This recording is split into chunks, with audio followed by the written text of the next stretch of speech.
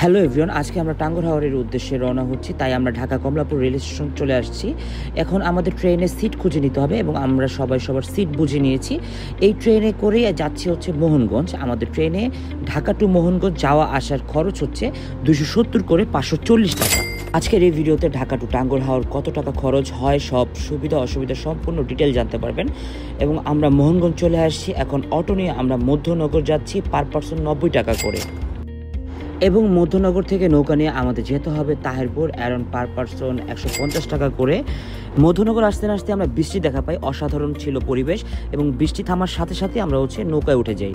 এবং নৌকায় ওঠার পর আমরা দেখতে পাই চমৎকার একটা ওয়েদার। যেহেতু ভোরে বৃষ্টি হয়েছে, চমৎকার ওয়েদার থাকাই স্বাভাবিক এবং হাওয়াটা ছিল অসাধারণ সুন্দর। কিন্তু আমার মনে হয়েছে প্রতিটি নৌকায় লাইফ জ্যাকেট থাকা উচিত, কেননা হাওরে প্রচুর পরিমাণ বাতাস থাকে এবং ঢেউ থাকে অনেক বেশি। এই মুহূর্তে আমরা তাহিরপুর চলে আসছি। আমাদের মধ্যনগর থেকে তাহিরপুর আসতে প্রায় 2.5 ঘন্টা সময় লেগেছে এবং এটাই হচ্ছে তাহিরপুর। এখান থেকে আপনাদের হাউস বোট ভাড়া করতে হয়। আপনি ঢাকা থেকেও বুকিং করে আসতে পারবেন, আর এখানে এসেও আপনারা দেখে শুনে ভাড়া করতে পারবেন। কিছুক্ষণ ঘোরাঘুরি করে আমরা আমাদের হাউস বোটটি ভাড়া করে নিয়েছি, যেখানে 1 রাত 2 দিন।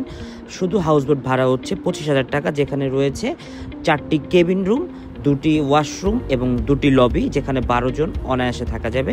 যেহেতু আমরা 11 জন, সেখানে শুধু বোট ভাড়া পড়েছে পার পারসন 2500 টাকা করে। এবং আমরা খাবারের দায়িত্ব বাজারের দায়িত্ব নিজেরাই নিয়ে নিয়েছি।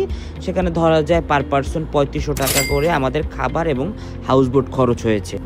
30 মিনিটের মধ্যে বাজার কমপ্লিট করে আমরা হাউস বোটটি ছেড়ে দিই ওয়াশ টাওয়ারের উদ্দেশ্যে। এবং এটি হচ্ছে আমাদের হাউস বোটের ছাদের অংশ, যেখানে বসে আড্ডা দেওয়া যায়, শুয়ে থাকা যায়।